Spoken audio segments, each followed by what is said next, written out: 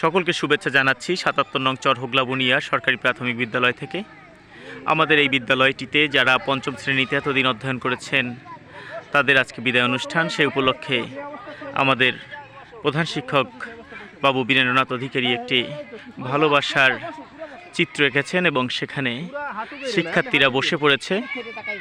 তারা ভালোবাসার চিত্রের উপরে সুন্দর করে এঁকেছেন তাদের শারীরিক ভাষায়। উপস্থিত আছেন আমাদের স্কুলের প্রধান শিক্ষক, তিনি তার ইনস্ট্রাকশনে এই সব কিছু চলছে।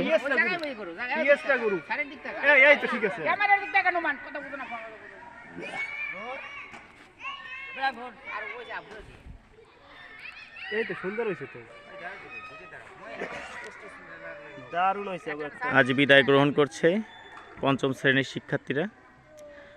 সবাই তাদের জন্য আশীর্বাদ দোয়া করবেন, তারা যেন আগামীর জীবনে আরও ভালো, আরও সাফল্য বয়ে আনতে পারে। এই বাংলাদেশের একজন ভালো নাগরিক হিসেবে তারা যেন তাদের জীবন সুন্দরভাবে পরিচালনা করতে পারে এবং এদেশের সেবা করতে পারে। সকলকে ধন্যবাদ।